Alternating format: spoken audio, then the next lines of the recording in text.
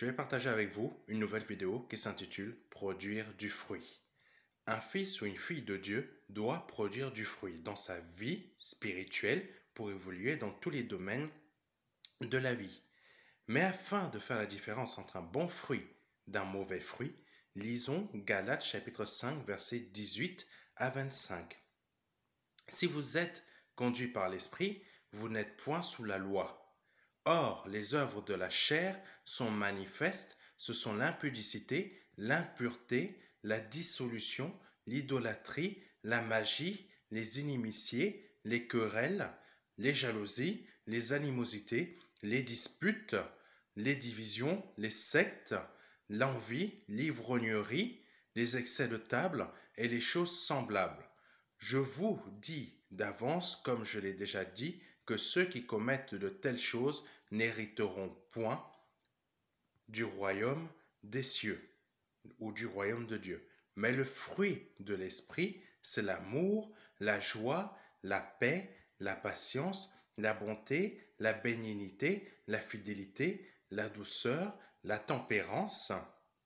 La loi n'est pas contre ces choses. C'est ceux qui sont à Jésus-Christ, ceux qui sont à Jésus-Christ ont crucifié la chair avec ses passions et ses désirs. Si nous vivons par l'Esprit, marchons aussi selon l'Esprit. Voilà ce que dit Galates chapitre 5. Les mauvais fruits sont produits par la chair. Et la chair est définie dans la Bible comme l'esprit de la chair. Et c'est ce qui nous emmène à critiquer notre frère, notre sœur et même les pasteurs. Il est important de comprendre que nous devons nous séparer de tout ce qui est religieux, donc qui produit de mauvais fruits. Le fils ou la fille de Dieu agit par amour pour son père, et le chrétien ne produit que ce qui est religieux. Le chrétien trahira toujours son frère, sa sœur, son pasteur et son église, car son cœur est religieux. Ses actions produisent que des mauvais fruits. Si l'on s'attarde un peu sur l'Ancien Testament afin de comprendre ce que je suis en train de vous dire. Donc la Torah, chez les Juifs, nous comprenons que Dieu s'est découvert au peuple d'Israël. Mais au fur et à mesure que les siècles sont passés, qu'est devenu le peuple d'Israël? Le peuple d'Israël a créé différentes structures comme les Sadducéens, pharisiens, etc. En termes clairs, cela représente des religions à l'exemple du christianisme, orthodoxe, évangélique, musulman, etc. Et c'est cela que le Seigneur Jésus-Christ a reproché au peuple d'Israël dans le Nouveau Testament. Mais malheureusement, dans nos religions, nous reproduisons les mêmes erreurs. Pour ma part, je ne suis ni chrétien, ni évangélique, mais juste un fils, parmi d'autres, qui a un amour débordant pour son Père céleste.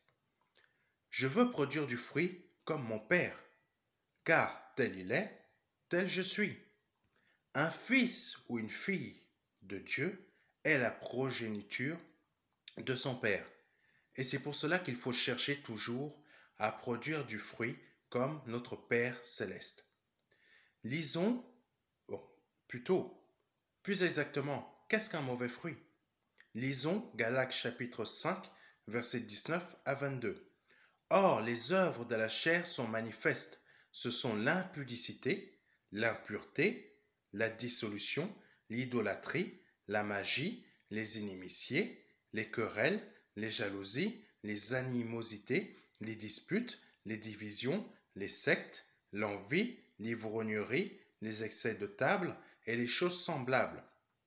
Je vous dis d'avance, comme je l'ai déjà dit, que ceux qui commettent de telles choses n'hériteront point le royaume de Dieu. Donc voilà ce que dit le verset 19 à 22. Mais il faut savoir aussi que la voyance, l'horoscope, tout ça, c'est produire du mauvais fruit. Il ne faut pas se tromper. Il est à préciser que les pharisiens, sadducéens, etc., produisaient ce type de mauvais fruits, comme certains d'entre nous dans nos églises. Exemple, une sœur de l'église remarque le mari d'une autre et dit dans son cœur, « Qu'est-ce qu'il lui trouve à celle-là? Ne voit-il pas qu'elle n'est pas faite pour lui ?» Est-ce un mauvais fruit ou un bon fruit? Un autre exemple. Un frère ou une sœur responsable décide de dominer ses frères et ses sœurs dans le Seigneur. Est-ce un bon fruit ou un mauvais fruit? Dernier exemple.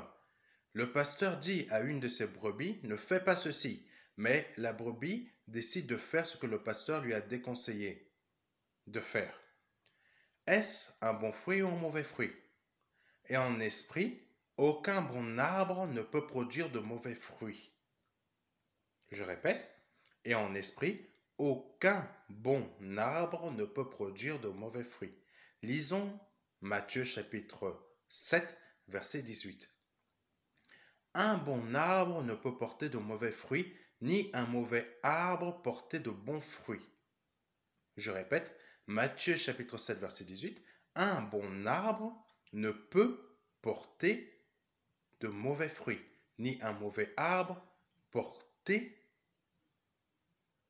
de bons fruits. Un bon arbre ne peut porter de mauvais fruits, ni un mauvais arbre porter de bons fruits. C'est important de comprendre cela. Les bons fruits sont au verset 22 à 24 de Galates chapitre 5.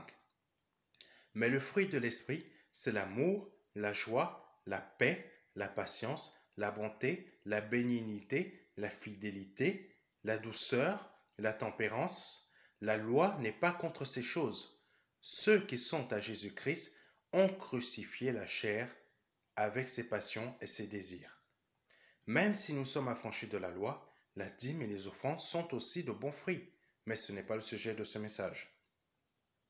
Nous devons devenir comme un bon arbre, près d'un cours d'eau, et produire du fruit en chaque saison. Lisons le psaume chapitre 1 verset 3. Il est comme un arbre planté près d'un courant d'eau, ou d'un cours d'eau selon les versions, qui donne son fruit en sa saison, et dont le feuillage ne se flétrit point. Tout ce qu'il fait lui réussit. Voilà la solution pour pouvoir tout réussir dans notre vie. Je répète le psaume 1, verset 3, vous allez comprendre. Il est comme un arbre planté près d'un courant d'eau, qui donne son fruit en sa saison, et dont le feuillage ne se flétrit point. Tout ce qu'il fait lui réussit. Si l'on s'attarde sur le verset 3 du psaume, nous comprenons comment réussir dans tous nos projets. C'est important. Relisez le psaume 1, verset 3. Vous allez comprendre comment réussir dans tous vos projets. Nous allons continuer la suite de ce message dans une prochaine vidéo. Nous allons voir plusieurs étapes pour produire du fruit. Je vous souhaite une bonne journée et que Dieu vous bénisse. Au revoir.